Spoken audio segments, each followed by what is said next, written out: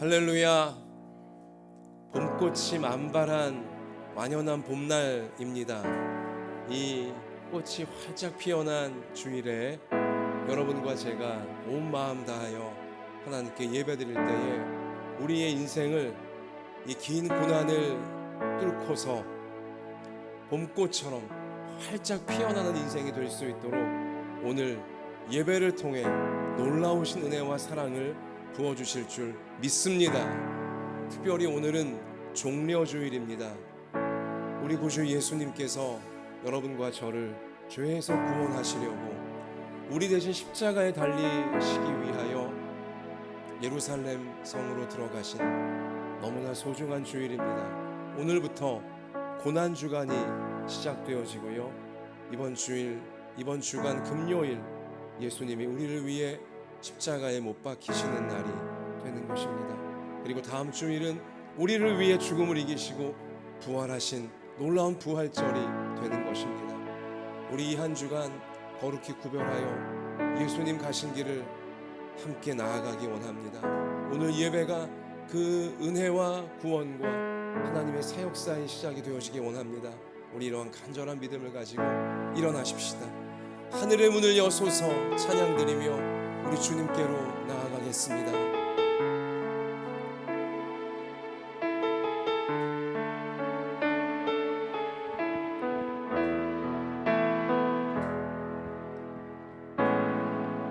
하늘의 문을 여소서, 이곳을 주목하소서. 주를 향한 노래가 꺼지지 않으니 하늘을 열고 보소서. 이곳에 임재하소서. 주님을 기다립니다. 기도의 향기가 하늘에 닿으니 주여 임재하여 주소서. 이곳에 오셔서 이곳에 앉으소서. 이곳에서 드리는 예배를 받으소서.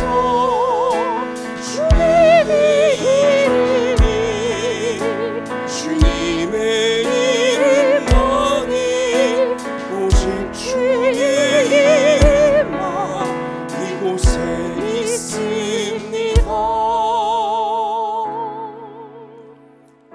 우리 함께 눈을 감고 우리 하나님 앞에 진실한 회개의 기도를 올려드리기 원합니다. 우리의 소원과 우리의 간절한 기도 제목을 아뢰기 전에 먼저 우리의 모든 죄와 허물과 교만과 정욕과 어두움을 하나님께 정직하게 아뢰이면서 예수님의 보혈로 십자가 흘리신 그 피로 오늘 예배 중에 다시금 우리를 깨끗하게 씻어 주셔서 우리 앞날에 하나님이 이루고자 계획하신 선하고 거룩하신 놀라운 역사들을 다 이루어 드릴 수 있는 깨끗한 그릇, 정말 예수님을 닮은 그릇, 오늘 예배를 통해 내가 되게 해 주옵소서. 우리 이 시간 그 은혜를 사모하시며 주님의 십자가 붙잡고 회개의 기도 간절하게 올려드리겠습니다. 아버지 하나님, 이 시간 저희가 예수님의 십자가 꼭 끌어안고 은혜의 보좌 앞으로 올라왔습니다. 하나님, 저와 같은 죄인이, 우리와 같은 죄인들이 이 시간 하나님의 은혜 받고자 은혜 없이는 살아갈 수 없게 하나님의 은혜를 사모하며 주님 앞에 올라왔나이다. 먼저 우리의 죄를, 우리의 허물을, 우리의 모든 교만과 우리의 모든 정욕과 어두움을 이 시간 자백합니다. 하나님께 고백합니다. 주여, 우리의 이 모든 죄와 어두움 예수님의 보혈로 씻어주시고 예수님의 십자가로 씻어주시옵소서. 하나님께서 우리를 통해 이 땅에 이루고자 계획하신 선하고 아름다운 역사, 거룩하신 역사 이루어낼 수 있는 깨끗한 그릇들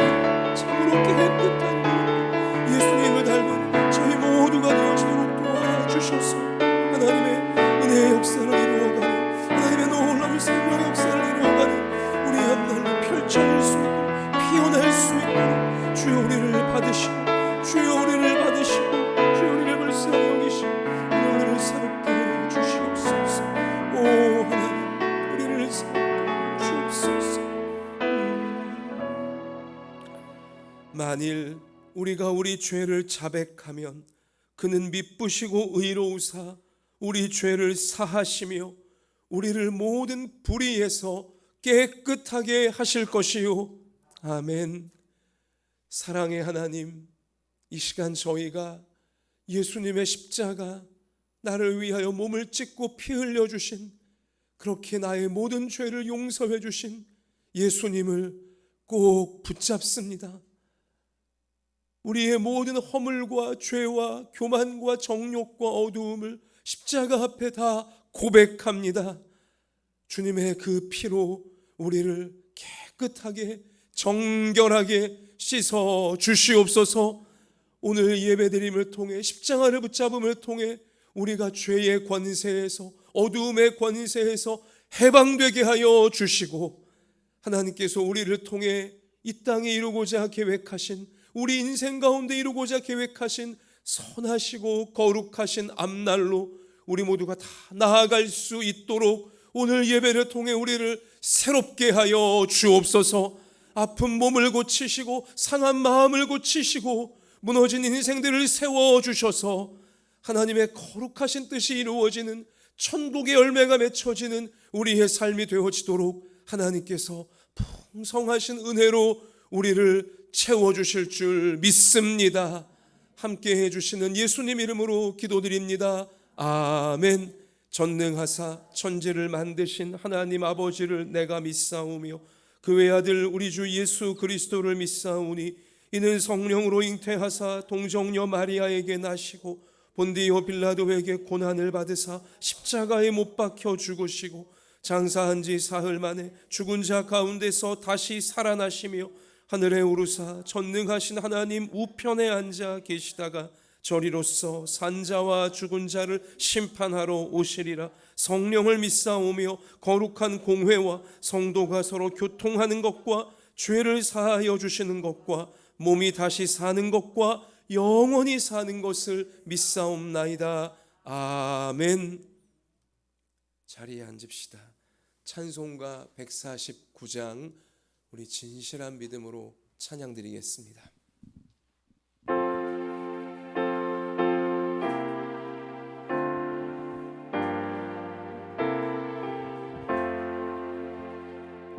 주 달려 죽은 십자가 우리가 생각할 때에 세상에 속한 욕심을 헛된 줄 알고 버리네.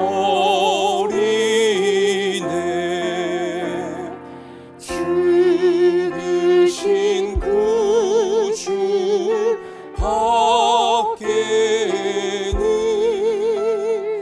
자랑을 말게 하소서.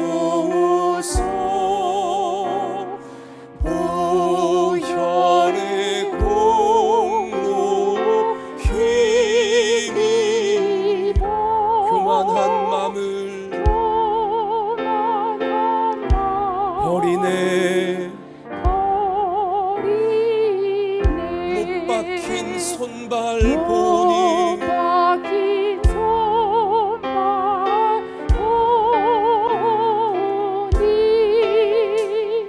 큰 자비 나타내셨니.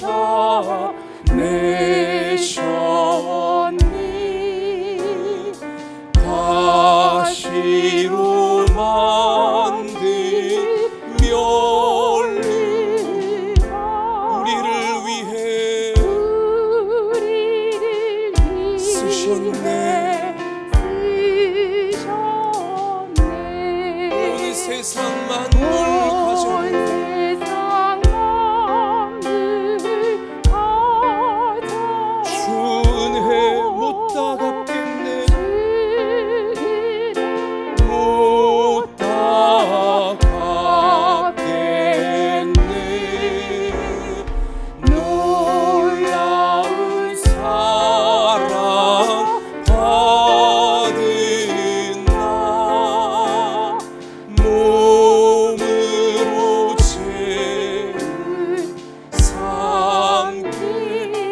온 세상 만물 가져도 온 세상 만물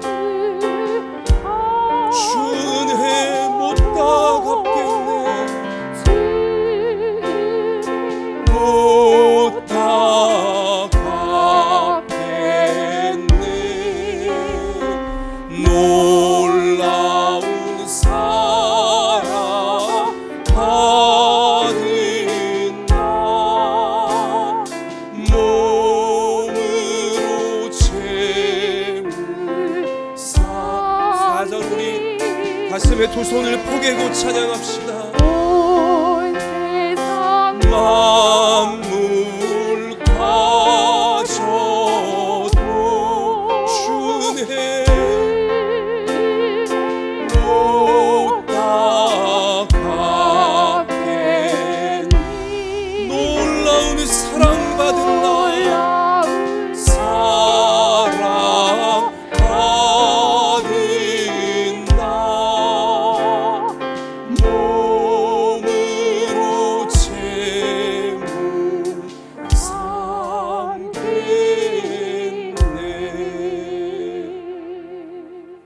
아멘.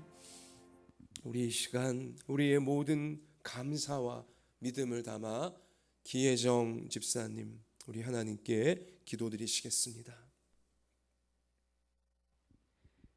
우리 곁에 늘 계셔 지켜주시고 우리의 기도를 들어주시는 나의 아버지, 나의 하나님, 나의 주님, 우리를 긍휼히 여겨 주옵시고 종려 주일을 맞아 하나님께 예배드리게 하시니 너무너무 감사드립니다. 아멘. 오늘이 지나면 바로 고난주간입니다.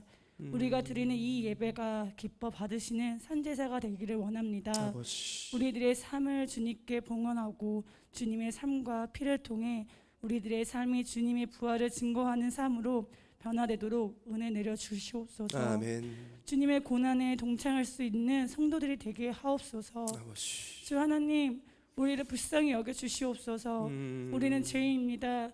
주님의 뜻을 따라 살겠다고 기도하면서도 하나님의 나라와 의를 제일 먼저 구하는 기도를 드렸으면서도 오히려 우리들의 필요와 욕망을 따라 구하고 쫓으면서 살았음을 이 시간 고백하오니 아버지. 우리들의 거짓된 모습을 용서하여 주시옵소서. 주.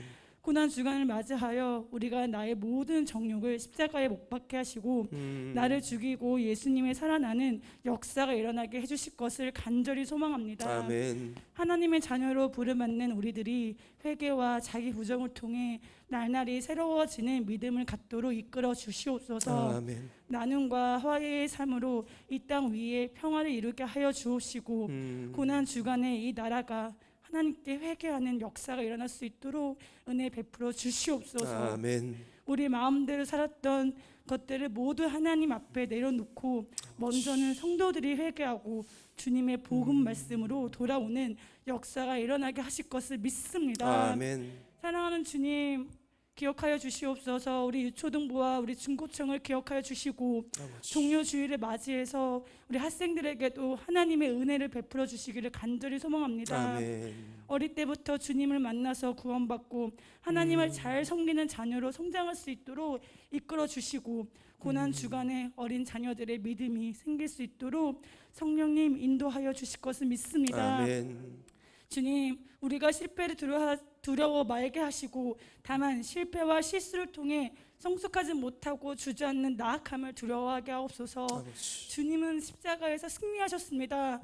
우리도 십자가를 바라보면서 세상을 이길 수 있는 힘을 받게 하여 주시고 아멘. 우리가 어디에 있든지 하나님께서 축복하셔서 꼬리가 아니라 머리가 되는 은혜를 부어주셔서 오직 예수님만을 섬기면서 나아가는 성도가 되게 하여 주시옵소서. 아멘. 하나님, 늘 성도들과 함께 하심을 기억하게 하시고 온전히 무릎 꿇는 주의 자녀로 삼아 주시기를 원합니다. 아멘. 고난 주간에 우리 가정이 화목해지기를 원합니다. 깨어진 가정이 다시 회복되고 부모와 자녀가 하나가 되고 대화가 없던 가정에 부부간의 대화가 소통되는 아버지 역사가 일어나게 하여 주시옵소서. 주님의 기적이 나타나게 하셔서 놀라운 기적을 체험하는 시간이 되게 하옵소서. 아멘. 주님, 우리 성령님께서 예배를 인도하여 주시고 말씀의 은혜로 덧입혀 주시고 말씀을 전하시는 우리 이정태 목사님께 머리부터 발끝까지 우리 예수님의 보혈 덮어주시고 아버지. 성령님의 충만하심이 함께 하실 것을 믿습니다. 아멘. 또한 그 가정을 축복하여 주실 것을 믿사오며 아멘. 주님 사랑만큼 은혜로우신 우리 예수님의 이름으로 기도드리옵나이다. 아멘.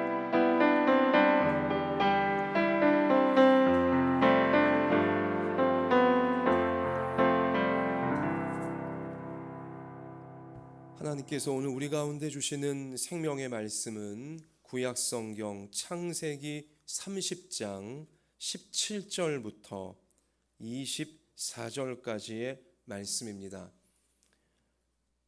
구약성경 44면에 나와 있습니다. 할렐루야. 우리 예배 가운데 함께 하시는 주님을 찬양합니다. 우리 하나님 말씀 붙들기 전에 옆에 계신 분들에게 믿음의 소중한 동역자들입니다. 자, 우리 본당에 계신 분들, 또 온라인으로 예배드리시는 분들, 자, 옆에 계신 분에게 해와 같이 환한 미소를 지으시면서, 내가 지을 수 있는 최고의 미소를 지으시면서 하나님께서 우리를 사랑하십니다. 우리 축복하겠습니다. 같이 하십시다. 하나님 말씀 붙잡고 세상을 이겨버리겠습니다. 자, 이기겠습니다. 주님.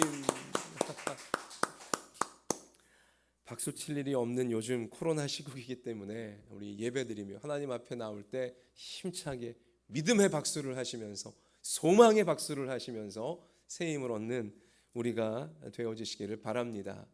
자, 이 땅의 부모들은요, 자녀가 태어나게 되면 이름을 지어 줍니다. 자녀의 이름을, 새로 태어난 아이의 이름을 지을 때 부모들은 굉장히 신중해집니다.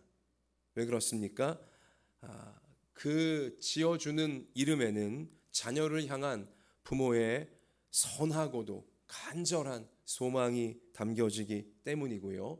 또한 이름을 지어주게 되면 그 이름이 그 자녀의 인생과 인격을 평생 동안 대표하게 되기 때문에 이름을 지을 때 이 땅의 부모들은 굉장히 신중해지고, 또 우리 그리스도인들은 많이 기도하면서 하나님의 은혜가 가득한 이름을 지으려고 노력을 하는 것이죠.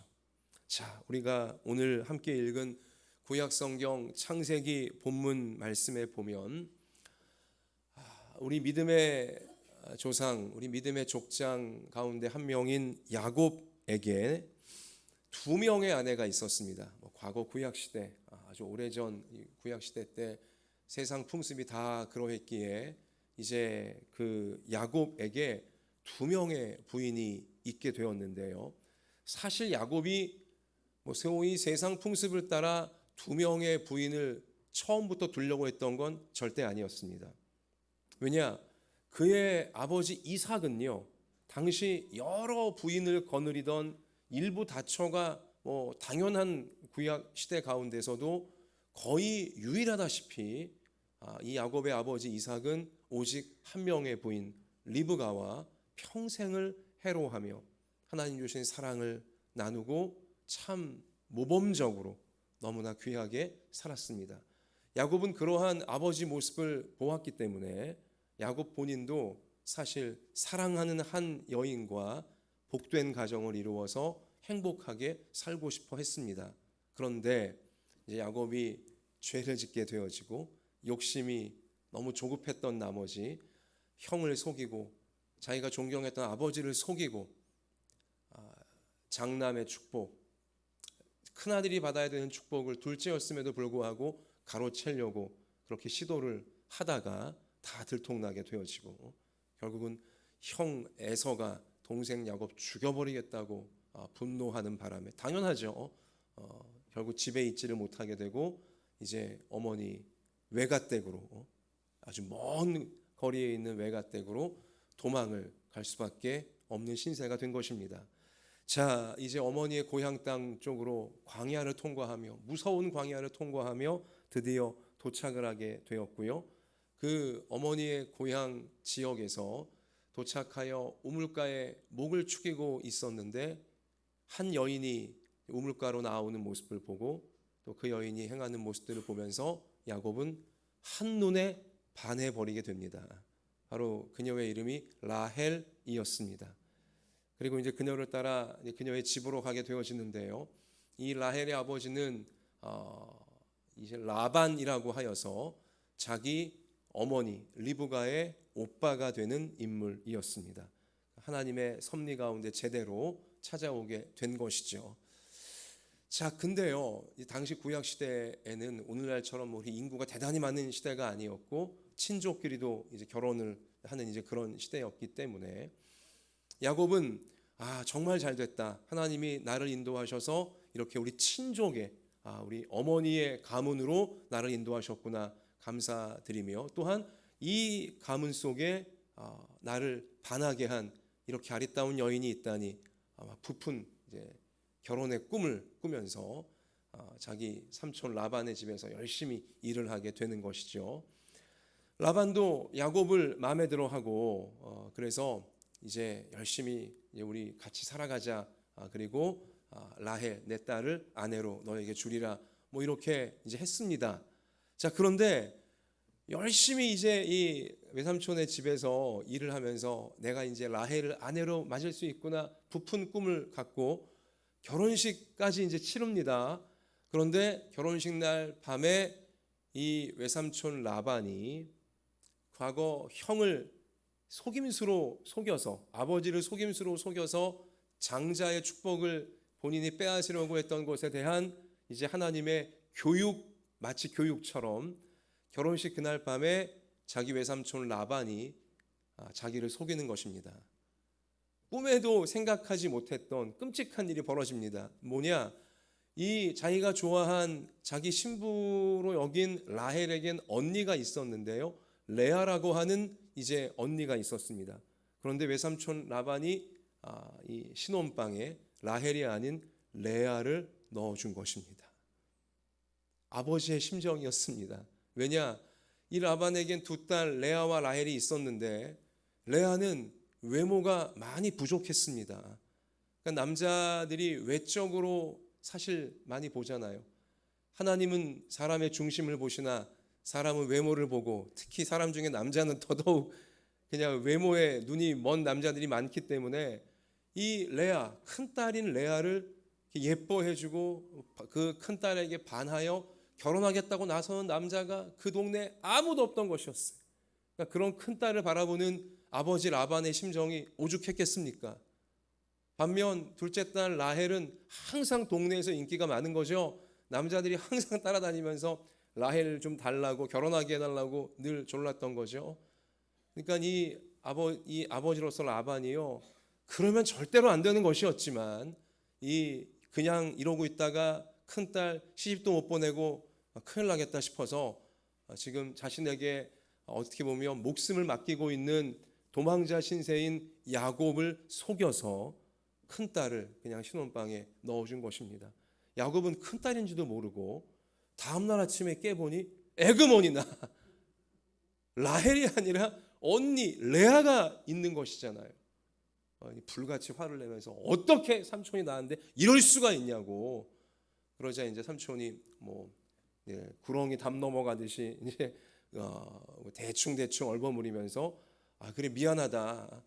레아도 너의 부인으로 하고 기왕 이렇게 됐으니 네가 7년 동안 더 열심히 나와 함께 일해주면 내 둘째 딸 라헬도 내가 원래대로 너에게 부인으로 주마. 결혼시켜주마. 이렇게 나오는 거죠.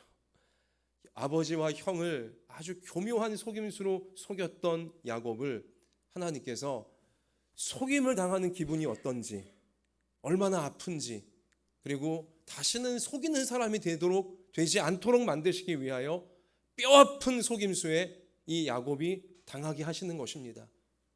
야곱을 하나님이 미워하셔서가 아니라 야곱을 사랑하셔서 야곱이 하나님 백성답게 그 인격이 성숙하고 하나님의 축복을 받을 수 있는 또 잘 지킬 수 있는 그릇이 되라고 교육을 하시는 것입니다.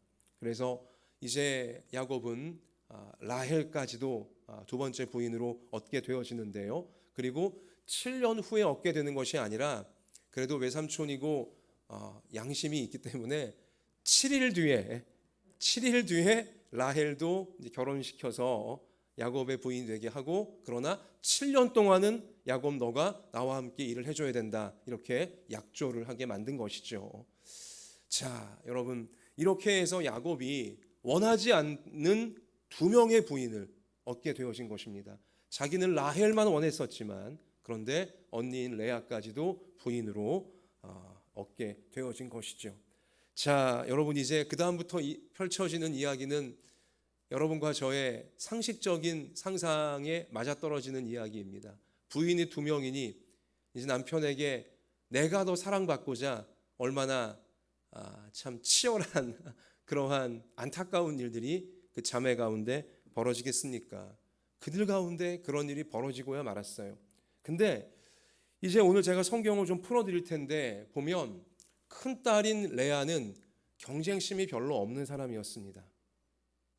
그러나 둘째 딸 라헬은 외모가 굉장히 예뻐서 그랬는지 세상 모두의 사랑을 독차지하고 싶어하는, 그리고 남편의 사랑은 반드시 내가 독차지해야 되는 그러한 경쟁심이 아주 많은 인물이 바로 라헬이었습니다. 여기에서 이제 큰 문제가 발생하기 시작하는데요. 자, 먼저 일단 레아부터 보겠습니다. 레아는요, 여러분 예상했다시피 남편인 야곱으로부터 사랑받지 못했습니다. 야곱이 레아를 원한 게 아니었잖아요. 외삼촌의 속임수는 어쩔 수 없이 얻게 된 이 아내였기 때문에 야곱은 레아에게 마음을 주지 않습니다. 사랑을 주지 않아요. 그냥 의무적으로 부부로 지낼 뿐이었습니다. 자, 남편에게 사랑받지 못했던 레아는 이제 자녀를 출산하면서 그 이름, 자녀의 이름을 주어주는 일이 자기의 서러운, 남편에게 사랑받지 못하는 인생 중에서도 하나님께 나아가는 믿음의 문이 되었고요, 소망의 문이 되었습니다. 레아는 자녀를 낳으면서 특별히 자녀의 이름에 하나님을 향한 자기의 믿음을 담아주면서 서러운 인생을 이겨내고자 하는 믿음의 삶을 살아갈 수가 있었다는 것을 우리는 확인하게 되는 것입니다. 자, 레아가 큰아들을 낳게 되었는데요, 창세기 29장 32절 말씀 가서 보면 큰아들을 낳았을 때 그 이름을 르벤이라 하여 가로되 여호와께서 나의 괴로움을 위로하셨다 라고 성경이 알려줍니다. 큰아들의 이름을 하나님께서 나를 위로하셨다 라고 신앙 고백을 담아 이름을 지은 것입니다.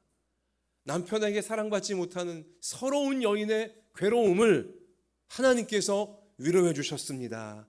참 귀한 이름을 큰아들에게 담아 준 것입니다. 하나님의 위로.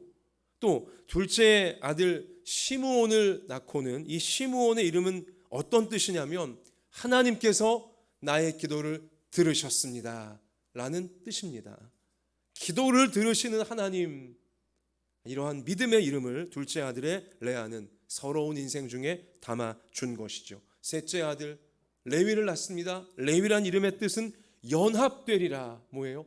남편과 내가 이제는 연합되게 하옵소서, 남편과 내가 이젠 진정 하나가 되게 하옵소서, 간절한 소원을 이 레위란 아들의 이름에 담아서 하나님께 올려드리고 있는 것이죠. 또 넷째 아들을 출산했을 때에는요, 이름을 유다라고 지었어요. 유다는 하나님을 찬양합니다. 찬양이란 뜻입니다. 여전히 서러운 인생이지만, 여전히 남편은 자기에게 마음을 주지 않지만 레아는 하나님을 찬양하고 있습니다. 하나님을 진심으로 찬양하며 유다라고 아들의 이름을 지어주는 것이죠. 또 그 다음에 아들을 낳아 이름을 지을 때는요, 다섯째 아들에겐 이사갈, 이 뜻은 우리 오늘 아까 함께 읽으셨지만 하나님께서 보상해 주시리라. 남편에게 사랑받지 못하는 박복한 나의 인생을 하나님께서 보상해 주시리라. 이러한 믿음을 담아 이름을 지었고요. 또한 그 다음에 또 아들 낳아서 이름을 스불론이라고 지었는데요, 이 뜻은 나와 함께 거하게 하소서. 뭡니까? 여전히 믿음의 끈, 소망의 끈을 놓지 않고 남편이 나와 함께, 남편의 마음이 나의 마음과 함께 거하게 해주시기 원합니다. 여전히 기도가 살아있는, 간절히 기도하는 자신의 소원을 그 아들의 이름에 담아 준 것입니다. 그리고 또한 이 첩을 통해서 자신의 첩을 남편에게 주어서 얻은 아들이지만 당시 이제 풍습 시대가 그러했기 때문에 자, 첩을 통해 낳은 아들인 갓이란 이름에는 복되도다. 사실 자신의 인생이 뭐가 복돼요? 이렇게 많은 아들을 낳아주었건만, 여러분 이렇게 많은 아들 낳아줄 동안 동생 라헬은요 남편에게 단 한 명의 자녀도 낳아주지를 못했어요. 근데 이렇게 많은 아들을 낳아주었건만 남편은 여전히 자기에게 눈길을 안 줘요. 자기를 사랑하지 않아요. 그런데도요 첩을 통해 아들을 낳으면서도 이름을 지어주기를 복되도다. 세상에 볼 땐 참 복없는 여자임에도 불구하고 저는 복됩니다, 복되도다, 이러한 하나님께 찬양을 드리고 있고요. 또 첩을 통해 얻은 아들 아셀이라는 이 이름 속에는요 기쁘도다, 기쁘도다, 거룩한 기쁨을 레아는 그 서러운 인생 중에도 여전히 빼앗기지 않고 있음을 이러한 이름을 통해 우리 가운데 증거하고 있는 것입니다. 여러분 이게 쉬운 게 아닙니다. 여러분이 만약 라헬이었다면, 레아였다면 여러분 정말 이렇게 할 수 있었겠습니까? 남편은 자기를 사랑하지 않습니다. 그렇게 아들을 낳아주어도 자기를 사랑하지 않아요. 남편의 마음은 여전히 자기보다 훨씬 예쁜 동생 라헬에게만 가 있는 것입니다. 그런데도 자녀를 낳을 때마다 실망하지 않고 좌절하지 않고 낭망하지 않고 우울함에 빠지지 않고 모든 자녀의 이름에 하나님을 향한 찬양과 하나님을 향한 감사와 하나님을 향한 소망을 아주 진실하고 간절하게 담아서 이름을 지어준다. 결코 이것은 쉬운 일이 아닙니다. 하나님께서 레아로 하여금 하나님의 은혜가 충만하게 하시고 세상 기준, 세상 경쟁 이런 데 휘말리지 않게 하시며 이 세상과 주변 사람에게 빼앗기지 않는 참된 평안과 믿음과 소망을 주셨기에 레아가 그 서러운 팍복한 인생 중에도 기쁨을, 거룩한 기쁨을 잃지 않고 이러한 소망과 사랑을 누린 줄로 믿습니다. 반면 여러분 라헬은요 언니에 대한 이 시기심, 왜냐 자기는 애를 한 명도 낳지 못하고 있는데 언니는 순풍순풍 잘만 낳거든요, 애를 이제. 그러니까 언니에 대한 시기심과 질투심이 라헬에겐 항상 불같이 타올랐습니다. 그리고 언니와 늘 경쟁하려고 하는 아주 지독한 경쟁심에 라헬은 사로잡히게 되어집니다. 창세기 30장 1절 말씀에 가서 보면 라헬이 자기가 야곱에게서 아들을 낳지 못함을 보고 그의 언니를 시기하여, 성경이 적시하고 있어요. 라헬은 언니를 계속 시기합니다. 그리고 야곱에게 이르되 내게 자식을 낳게 하라, 그렇지 아니하면 내가 죽겠노라. 남편이 협박해요. 나로 하여금 자식 아들 못 낳게 자꾸 만들고 있으면 내가 죽어버릴 거야 막 이러면서. 여러분 세상 믿음 없는 사람과 똑같이 지금 나오고 있어요. 시기 질투가 풀리지 않으면, 남과의 경쟁에서 이기지 않으면 차라리 죽어버리겠다고, 이런 독한 마음, 이러한 삐뚤어진 마음에 라헬은 계속 빠져가는 것이죠. 그러자 성경 계속 제가 읽어드리면 야곱이 라헬에게 성을 내어 이르대요. 그러니까 야곱도 보다 못해서, 야곱이 라헬을 사랑하지만 이렇게 뭐 아들 못 낳고 있으니 난 죽어버릴 거야 이렇게 나오고 있으니 야곱이 이제 라헬에게 성을 내어 이르되 그대를 임신하지 못하게 하시는 이는 하나님이시니 내가 하나님을 대신하겠느냐. 당연한 말이죠 지금. 자, 라헬이 이르되 내 여종 빌하에게로 들어가라. 그가 아들을 낳아 내 무릎에 두리니 그러면 나도 그로 말미암아 자식을 얻겠노라 하고 그의 시녀 빌하를 남편에게 아내로 주매. 그러니까 첩을 또 남편에게 일단 주어서 내 첩이니까 나라 생각하고 이제 아들 낳게 하라는 거죠. 야곱이 그에게로 들어갔더니 자, 빌하가 임신하여 야곱에게 아들을 낳아주는 것입니다. 자, 그렇게 해서 라헬이 첩을 통해서지만 첫 번째 아들을 이제 얻게 되어지는데요. 첫 번째 아들을 얻고서 이름을 어떻게 짓냐? 아하, 참 라헬이 자녀의, 그러니까 자기가 태어나게 한 아이들의 이름을 짓는 그 내용을 보면 우리의 마음이 씁쓸해져요. 우리 마음이 씁쓸해집니다. 레아가 지은 자녀들의 이름을 보면 그 서러운 중에도, 그 야속한 중에도 항상 감사와 믿음과 소망과 찬송이 담겨 있건만 라헬은 그렇지 않아요. 아주 노골적입니다. 자, 애들 이름 갖고도 라헬은 지금 자기의 독한 시기심과 경쟁심을 투사하고 있는데요. 첩을 통해 얻은 아들인 이제 단, 이름을 단이라 라헬이 짓는데, 단은 억울함이 풀렸다는 뜻입니다.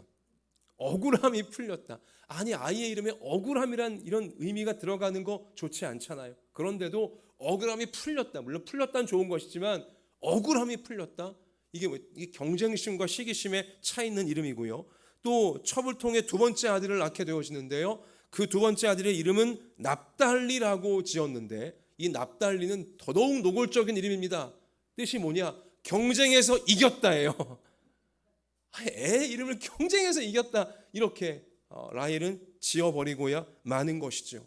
그리고 이제 나중에 자기가 임신하여 드디어 자기가 임신하여서 아들을 낳게 되어졌는데요. 그 아들이 바로 요셉입니다. 자, 이 요셉이란 이름의 뜻은 무엇이냐면, 여기도 이제 집착이 담겨져 있는데요. 더 낳아야 한다는 뜻입니다. 다른 아들도 더 낳아야 한다는 거예요. 이미 언니는 나보다 훨씬 많은 아들을 낳았기 때문에 요셉이란 이름을 왜 지었냐? 내가 더 낳아야 된다는 거예요.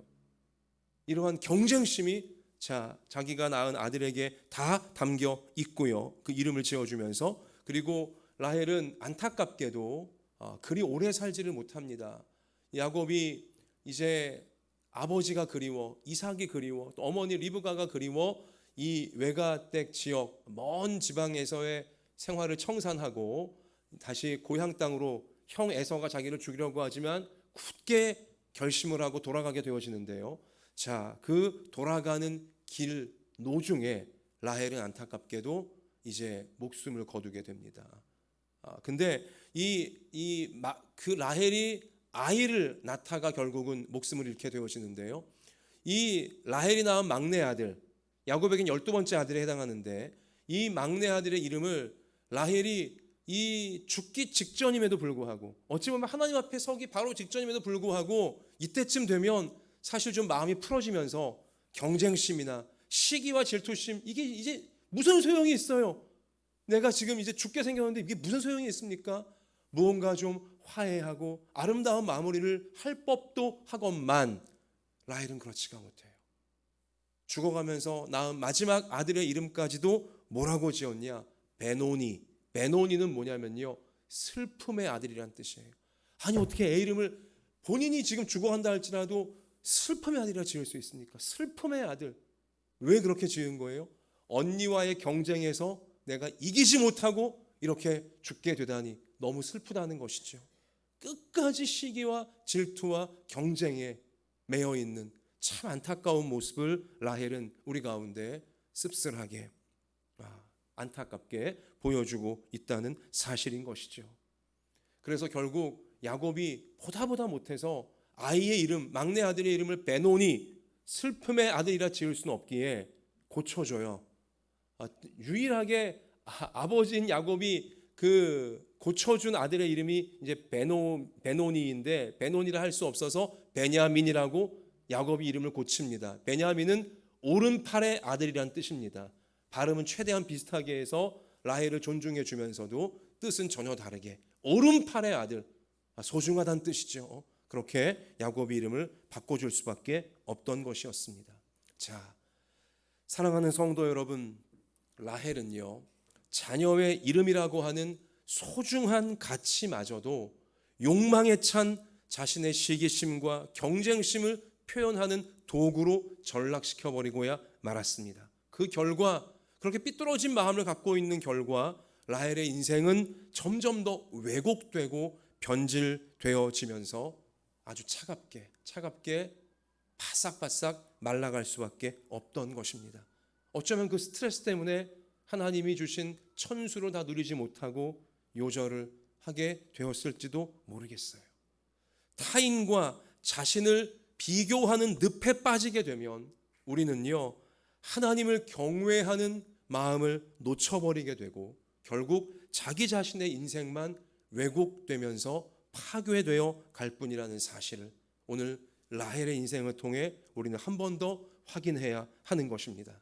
그러나 레아의 경우처럼 내 옆에 자꾸 내 마음을 막 충동질하고 부추기면서 비교하게 만들고 경쟁하게 만드는 사람이 있다 할지라도, 레아 옆에 라헬이 항상 막 레아를 충동했잖아요. 경쟁하게 막 이렇게 만들었지 않습니까? 그러나 그렇다 할지라도 올곧게 하나님을 경외하는 믿음의 사람의 인생은 왜곡되지 않는 것입니다.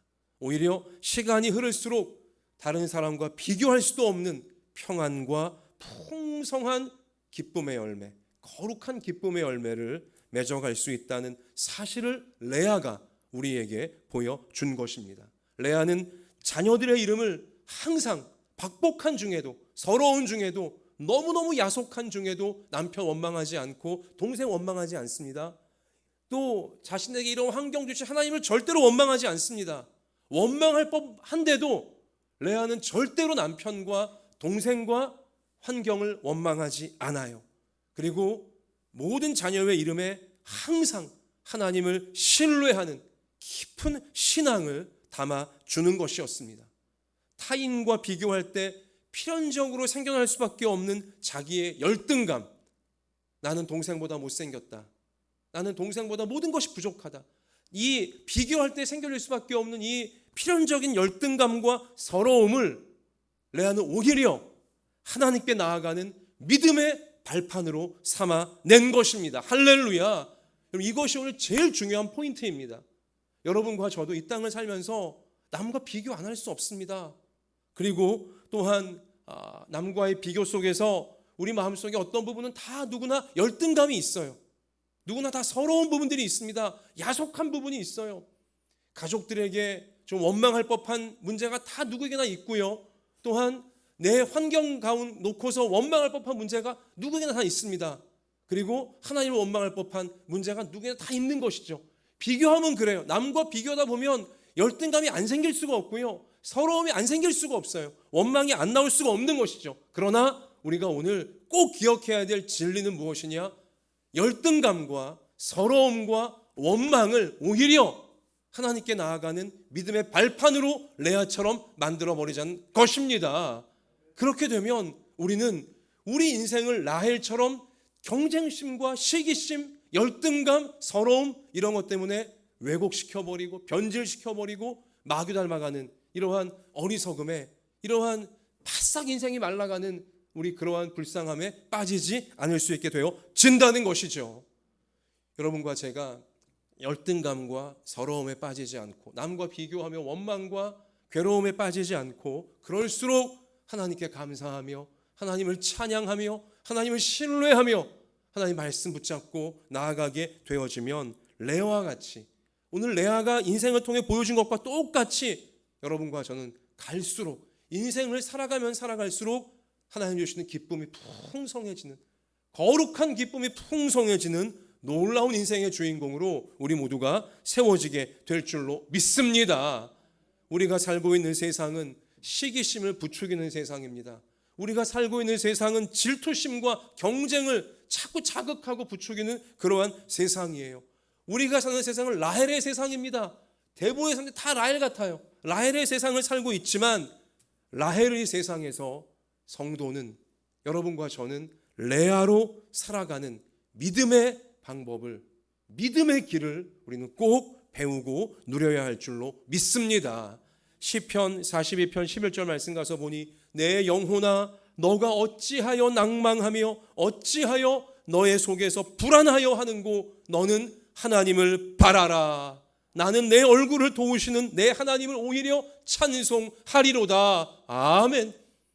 자, 성도는요, 자기의 영혼이 다른 사람과 비교하다가 낭망하고 불안에 빠지고 서럽고 괴로울 때마다 자기 영혼을 향하여 내 영혼아 너가 왜 불안해하느냐? 너는 하나님만 바라보아라. 하나님이 우리를 도우신다. 이렇게 항상 선포하라고 성경이 우리에게 가르쳐주고 계시는 것입니다. 성도 여러분, 혹시 이 시간 말씀 듣다가 생각나는 서러운 부분이 있습니까? 야속한 부분이 있습니까? 또 내 안에 남들이 모르는 열등감이 있습니까? 여러분 같이 우리 이 시간에 저와 같이 말씀의 의지에 선포하겠습니다. 내 영혼아, 너가 어찌하여 불안해하느냐? 너가 어찌하여 열등감을 느끼느냐? 너는 하나님을 바라라. 하나님이 도우시리라. 우리 그렇게 하실 하나님께 영광을 올리십시다. 사랑하는 성도 여러분, 여러분과 제가 평생을 사는 동안, 또 우리 자녀들도 평생을 사는 동안 절대 다른 사람과 비교하지 말게 되시기를 바랍니다. 마귀는 항상 우리를 라헬의 세상이기에 시기하게 만들고 질투하게 만들고 열등감을 느끼게 만들고 경쟁심을 느끼게 만들려고 혈안이 되어 있겠지만은 이러한 비교의 늪에 빠지지 않는 하나님을 바라봄으로, 하나님께 감사하고 하나님을 찬송함으로 비교의 늪에 빠지지 않는 우리의 평생이 되어질 수 있기를 소원하고 소원합니다. 우리가 오늘 이제 고난주간으로 들어가는데요, 우리를 위해 십자가 고난당하신, 우리를 위해 목숨까지 희생해 주신 우리 예수님, 이 예수님의 고난주간으로 우리가 들어가는데요, 이럴수록 우리가 기준을 명확히 해야 돼요. 기준을. 자, 어떤 기준이냐? 유한한 사랑, 유한한 사람이죠. 사람은 다 유한해요. 다 한계가 있고요, 또 죽게 되어집니다. 그러니까 유한한 사람이 나를 바라봐 주는 것보다 무한하신, 한계가 없으신 창조주 하나님께서 나를 바라보고 계시다는 사실에 더 기뻐할 수 있는 우리가 되어져야 하는 것입니다. 사람이 나를 바라볼 때 기뻐하는 것보다 하나님이 나를 바라보실 때 더 기뻐하는 기준을 우리가 분명히 해야 한다는 것입니다. 사람들은요 항상 조건적이에요. 내가 뭘 잘해야지 나를 예뻐해주고 나를 인정해주고 뭐 그러잖아요, 그죠? 사람들은 항상 조건적이에요. 자, 이렇게 조건적인 사람이 나를 사랑해 주는 것보다 무조건적이신, 신실하신 구세주 하나님께서 나를 사랑해 주시는 것에 우리가 더 갈망하시기를 바랍니다. 사람의 사랑을 갈망하고 구걸하지 마세요. 하나님의 사랑을 갈망하는 우리가 되어져 가는 것이 우리의 기준이 되어져야 하는 것입니다. 또한 사람들은요, 아무리 똑똑해 보인다 할지라도 그가 아는 똑똑함이 깨어질 날이 반드시 와요.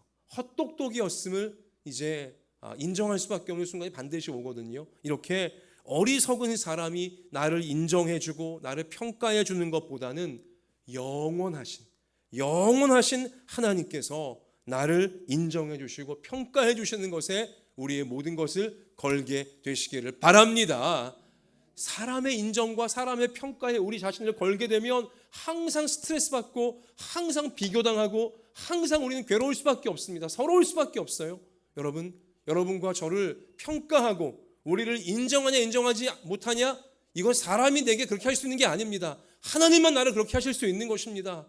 그러므로 하나님께 인정받고 하나님께 평가받는데 우리의 모든 것을 걸 수 있는 이 참된 기준을 잃지 않는 우리가 되어지시기를 바랍니다. 자, 시편 42편 11절, 내 영혼아 내가 어찌하여 불안해하고 낭망하느냐, 하나님만 바라라. 이 말씀을 잃지 마시기를 바라고요. 그렇게만 되어지면 레아가 그 서러웠던 인생 중에도, 그 야속했고 박복했던 인생 중에도 하나님이 나를 위로하십니다.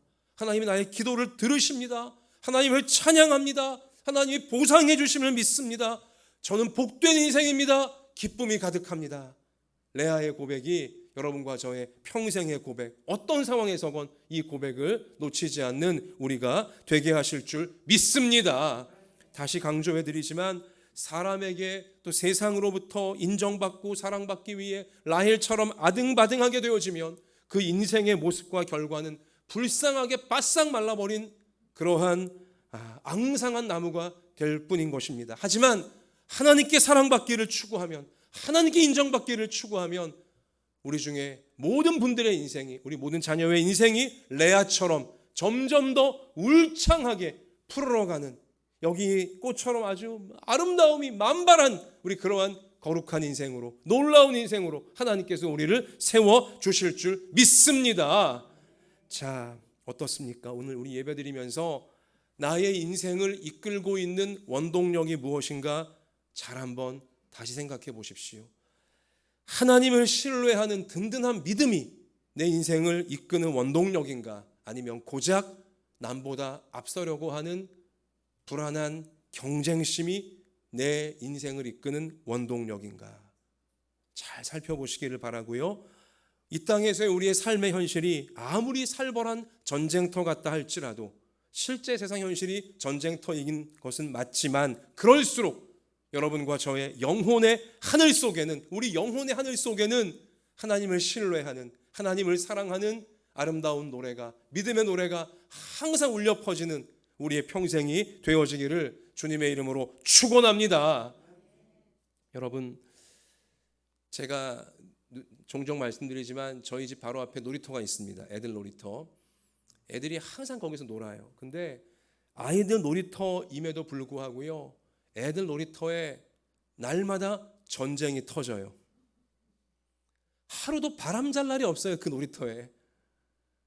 제가 대부분 요즘 코로나 시국이다 보니 2년 전부터는 밖에 잘 나가지도 못하고, 저도 집에서 대부분 기도하고 성경 연구하고 말씀 준비하고, 여러분 또 전화로 신방하고 하다 보니까 놀이터에서 벌어지는 그 소리들이 너무 잘 들리거든요. 애들 소리가 날마다 전쟁이에요. 늘 새로운 이유로 싸웁니다. 빵 먹다가 싸우고, 콜라 먹다가 싸우고, 숨바꼭질하다가 싸우고, 서로 얘기하다가 갑자기 싸우고, 바람 잘 날 없이 날마다 싸워요. 날마다 욕이 아주 오가요. 제가 그걸 보면서 애들 왜 저러나 싶다가도 그럴 수밖에 없다. 어른들이 맨날 싸우고 있으니, 이 어른들이 세상에서 보여주는 모습이 맨날 싸움박질이고, 맨날 갈등이고 경쟁이고 욕이고 이러니 애들도 놀이터에서 똑같이 날마다 싸울 수밖에 없구나. 늘 경쟁과 시기 질투로 나갈 수밖에 없구나. 그렇게 생각이 되어지는 것이죠. 로마서 12장 2절에 너희는 이 세대를 본받지 말고 오직 마음을 새롭게 함으로 변화를 받아 하나님의 선하시고 기뻐하시고 온전하신 뜻이 무엇인지 분별하도록 하라 라고 명령하세요. 하나님이 우리에게. 성도들은 이 세상을 본받지 말라는 거예요. 시기 질투와 경쟁심에 빠져가는 세상을 본받지 말고 하나님이 기뻐하시는 뜻이 무엇인지, 하나님께서 원하시는 선하신 뜻이 무엇인지를 깨닫고 분별해내라 라고 명령하시는 겁니다. 자, 고난주간의 시작인 오늘 종려주일인데요, 하나님의 뜻이 무엇일까요? 이 라헬의 세상, 늘 전쟁이 터지고 늘 갈등하고 늘 시기 질투하고 빼앗으려고 하는 이 세상에서 여러분과 제가 레아처럼 살아가는 것이 하나님의 뜻인 줄로 믿습니다. 레아는요, 라헬이 공격할 때 그냥 다 당해줍니다. 당해줘요. 자신의 서러운 현실을 그냥 인정합니다. 당해주는 거예요. 여러분, 레아, 그 라헬의 경쟁심과 라헬의 시기질투를 그냥 다 당해주는 이 레아의 모습은요, 십자가에서 세상 죄를 다 짊어지시고 우리를 위하여 마귀의 공격과 모든 죄의 공격을 다 그냥 당해주신, 십자가에 죽기까지 당해주신 예수님 모습을, 레아의 모습은 우리 가운데 비추어주고 있는 것입니다. 그냥 당해주셨어요. 예수님이 힘이 없어서가 아니에요. 예수님 말씀 한마디면 십자가에 못 박는 저들을 그냥 다 쓸어버릴 수 있었습니다. 예수님 왜 죽으셔야 됩니까? 죽지 않으시는 분인데 그냥 당해주신 거예요. 그것이 우리를 살리는 유일한 구원의 길이었기에 당해주신 것이었습니다. 우리 예수님 마태복음 5장 38절 이하에 또 눈은 눈으로 이는 이로 갚으라 하였다는 것을 너희가 들었으나 나는 너희에게 이르노니 악한 자를 대적하지 말라. 누구든지 너희 오른편 뺨을 치거든 왼편도 돌려대며 또 너를 고발하여 속옷을 가지고자 하는 자에게 겉옷까지도 가지게 하며 또 누구든지 너로 억지로 오리를 가게 하거든 그 사람과 심리를 동행하고 내게 구하는 자에게 주며 내게 꾸고자 하는 자에게 거절하지 말라. 또 내 이웃을 사랑하고 내 원수를 미워하라 하였다는 것을 너희가 들었으나 나는 너희에게 이르노니 너희 원수를 사랑하며 너희를 박해하는 자를 위하여 기도하라. 이같이 한즉 하늘에 계신 너희 아버지의 아들이 되리니 이는 하나님이 그 해를 악인과 선인에게 비추시며 비를 의로운 자와 불의한 자에게 내려 주심이라.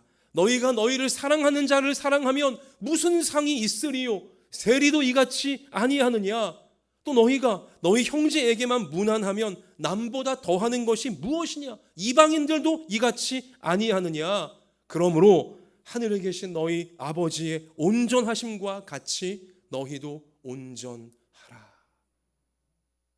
어려운 말씀입니다. 여러분 그래도 대단하십니다. 여기 아멘이 나오시다니. 정말 이게 어려운 말씀이에요. 누가 내 왼편 때리는데 어찌 거기서 오른편까지 때리라고 이렇게 돌려댈 수 있겠습니까? 우리는 이쪽 맞으면 상대방 두 쪽을 다 때려야 돼요. 그래야 직성이 풀려요. 우리는 라헬의 세상을 살고 있어요. 그런데 예수님은 그냥 당해주라는 거예요. 당해주라는 거예요. 당해주면서 이 악한 자들의 죄값을 대신 짊어지라는 것입니다. 그래서 너 자신과 이웃들을 구원해 가라고, 십자가의 방식이 그러한 방식이라고, 그 십자가의 길 외에는 우리가 구원받을 길이 아무것도 없노라고 예수님께서 친히 당해주시는 본을 십자가에 죽기까지 우리 앞에 보여주신 것이 바로 이 고난주간의 진정한 의미인 것입니다.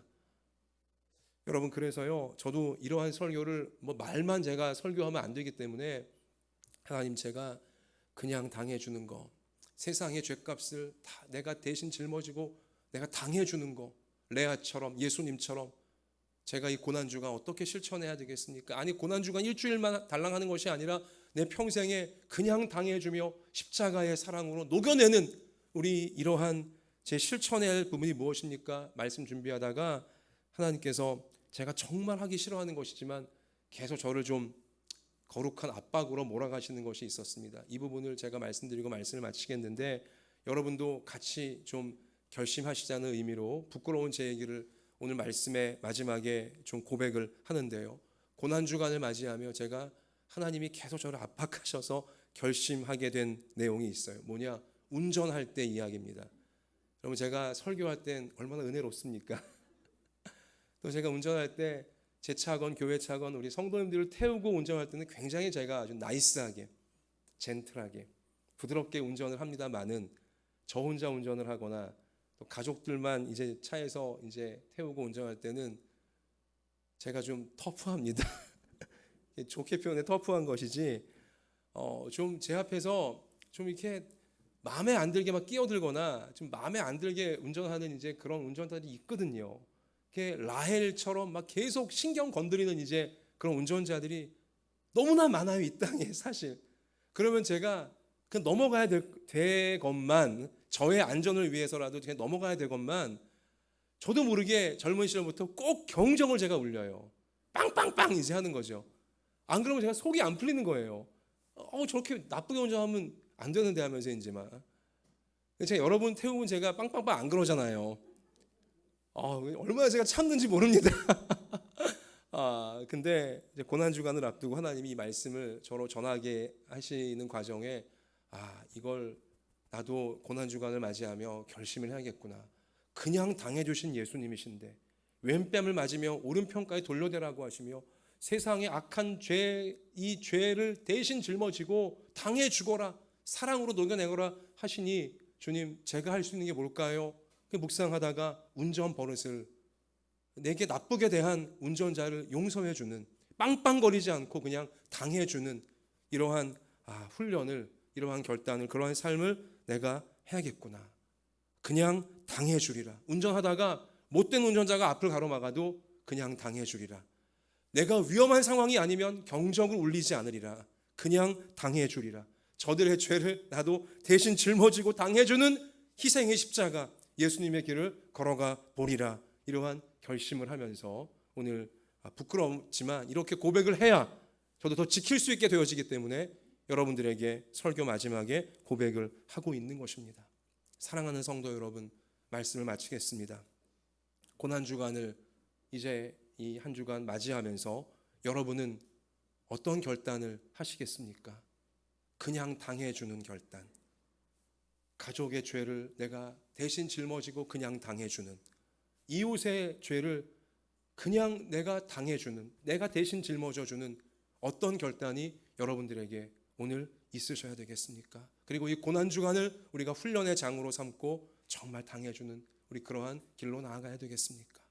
우리 한번 개인적으로 가정적으로 우리 잘 생각하고 헤아리고 결단을 하시면서 우리가 레아처럼 예수님처럼 경쟁으로 우리를 막 몰아붙이고 우리를 시기 질투하며 우리를 힘들게 하는 자들, 그들의 죄를 대신 짊어지고 그냥 당해줄 때에 하나님께서 얼마나 놀라운 부활에, 예수님 십자가에 끝나신 게 아니에요. 십자가에 그냥 당해주신 다음에 끝나신 게 아니에요. 그렇게 세상 죄를 대신 짊어지고 그냥 당하는 자들 하나님이 부활시키신다라고 몸소 부활하셔서 증거를 보여주신 것입니다. 우리 그 소망을 가지시고 확신을 가지시고 그냥 당해주는 십자가의 길로 결연하게 나아갈 수 있는 우리 모두가 되어주시기를 바랍니다. 말씀을 마치겠습니다. 우리 주님께서 로마서 12장에서 17절 아무에게도 악을 악으로 갚지 말고 모든 사람 앞에서 선한 일을 도모하라. 악에게 지지 말고 선으로 악을 이기라 말씀하셨어요. 선으로 악을 이길 수 있도록 십자가에 당해줌으로 부활의 능력 가운데 우리로 하나님 영광을 드러낼 수 있도록 이길 수 있도록 하나님께서 이끌어 주실 줄 믿습니다. 자, 우리 두 손을 가슴에 포갭시다. 우리 두 손을 가슴에 포개시고 이 시간 결단의 기도를 고난주간을 시작하며 우리 하나님께 올려드리기를 원합니다. 우리가 100마디 1000마디 말씀을 설교하고 또 말씀을 들으며 은혜를 받은들 실천하지 않으면 무슨 소용이 있겠습니까? 저도 오늘 부끄럽지만 제가 결심한 십자가의 길 여러분께 고백을 했습니다.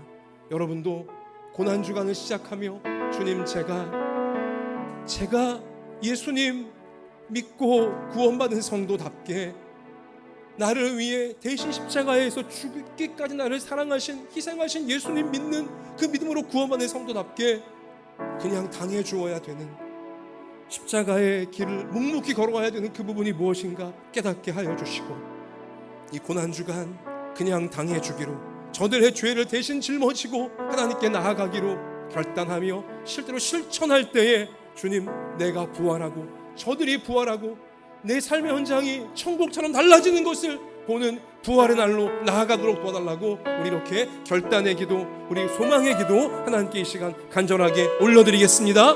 아버지 하나님, 고난주간을 시작하며 우리가 이 라헬의 세상을 사는 동안 레아처럼 예수님처럼 십자가 붙잡고 우리 부활로 나아가는 그 길이 무엇인가 깨닫기를 원합니다. 우리가 주님 실천하기를 원합니다.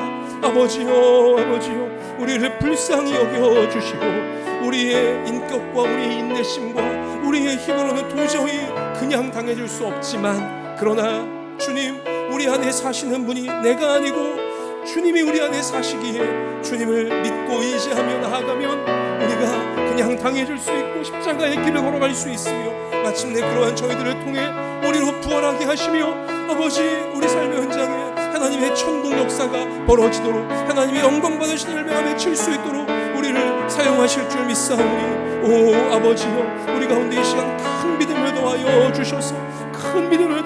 주셔서 아버지, 레아의 결단, 예수님의 십자가 그 길이 우리의 삶의 내용이 될 수 있도록 도와주사 우리 하나님의 뜻을 다 이루어낼 수 있고 천국 열매를 맺을 수 있는 저희 모두가 되어지도록 하나님, 우리들을 변화시켜 주시고 우리들을 사용하여 주옵소서.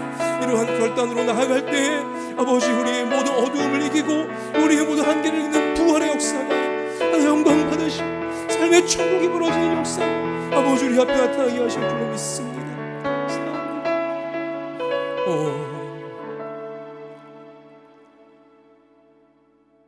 하나님, 전쟁터 같은 경쟁의 세상, 라헬의 세상을 우리가 살고 있기에 우리가 남과 비교하지 않을 수 없게 되어지고 우리도 경쟁하지 않을 수 없게 되어지나 그러나 하나님, 우리의 경쟁은 세상의 경쟁과 다르게 하여 주옵소서.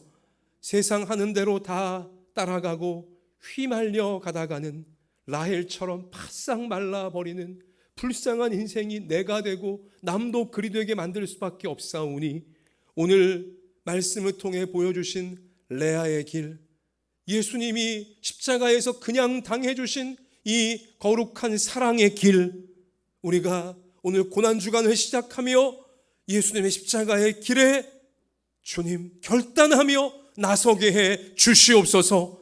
이 십자가의 길만이 그냥 당해주며 저들의 죄를 대신 짊어지고 내가 희생하는 그 길만이 나를 살리고 너를 살리고 우리 모두를 살리며 우리 삶의 현장에 천국을 임하게 하는 부활의 길인 줄 믿사오니 아버지, 믿음의 결단이 오늘 우리 모든 성도들과 자녀들과 모든 가정과 생업의 현장에 구체적인 실천으로 이루어져 가도록 주님 저희들을 인도하여 주옵소서.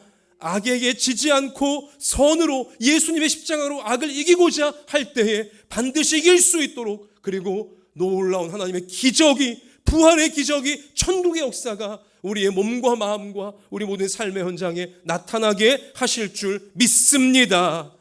주님, 이러한 믿음의 결단으로 오늘 예배드립니다. 주일의 귀한 예물을 하나님께 다 올려드립니다. 또 우리 자신을 산제물로 올려드립니다.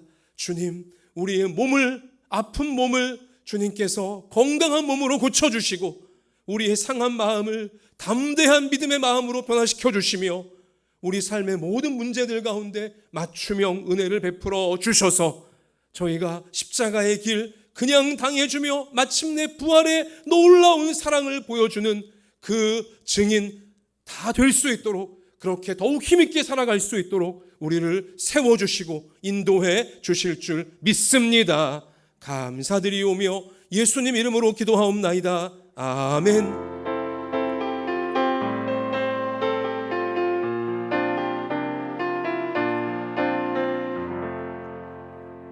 자, 우리 옆에 계신 성도님들에게 눈에 힘을 딱 주시고 우리 선포하시겠습니다. 그냥 당해 줍시다. 별로 표정들이 안 좋으신 것 같아요. 그 다음이 있어요. 우리 앞뒤로 하십시다. 선으로 악을 이기게 하십니다. 자, 우리 그렇게 하실 주님께 영광을 올리십시다. 할렐루야.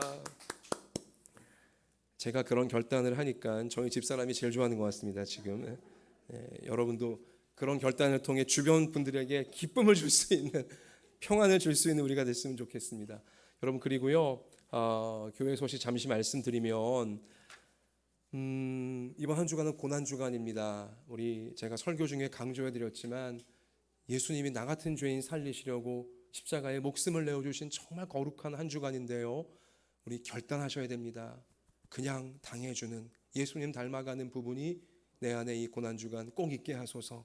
실천할 수 있는 우리 모두가 되시기를 바랍니다. 금식보다 중요한 것이 실천입니다. 예로부터 교회가 고난주간이면 금식하곤 했는데 금식 백날 하면 뭐합니까? 삶이 안 바뀌면 아무 소용없는 것입니다. 우리 결단을 통해 삶을 바꿔가는 정말 의미 있는 고난주간 되어졌으면 좋겠고요. 우리 그렇게 잘 준비하여 다음 주일 부활절에 우리 기쁨으로 함께 하나님 앞에 나아가며 부활의 권능을 체험하는 우리가 되어졌으면 좋겠습니다. 그리고 이 고난주간 우리가 결단을 잘 실천할 수 있도록 온라인 새벽기도회가 여전히 계속되어지고 있습니다.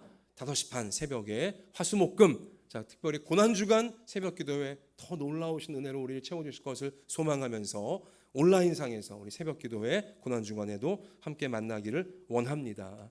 또 이렇게 부활의 우리 소망을 갖고 하숙자 권사님께서 귀한 화분을 봉헌하셨는데 이렇게 꽃같이 우리 부활절날 환하게 피어나는 우리가 되게 하소서. 새벽기도를 통해, 온라인 새벽기도 통해 우리가 사모하면서 새벽마다 나아갈 수 있게 되어지기를 원합니다.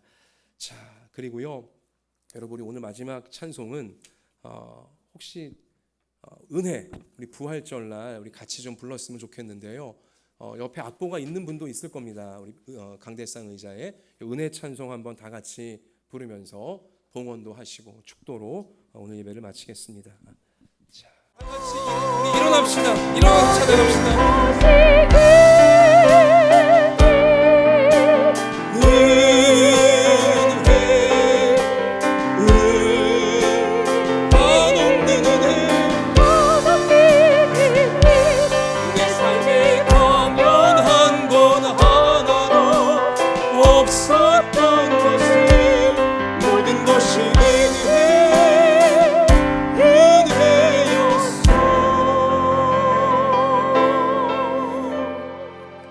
이제는 우리 구주 예수 그리스도의 놀라우신 은혜와 하나님 우리 아버지 한이 없으신 사랑과 성령님의 항상 함께하여 주심이 하나님께서 너무나 아끼고 사랑하시는 우리 한마음 예담교회 모든 부모 자녀 머리 위에와 소중한 가정과 학업과 생업 위에와 북한의 지하교회와 조국교회와 우리나라 우리 민족 열방의 선교사님들 위에 우크라이나 위에 이제로부터 영원까지 함께 계실지어다. 아멘.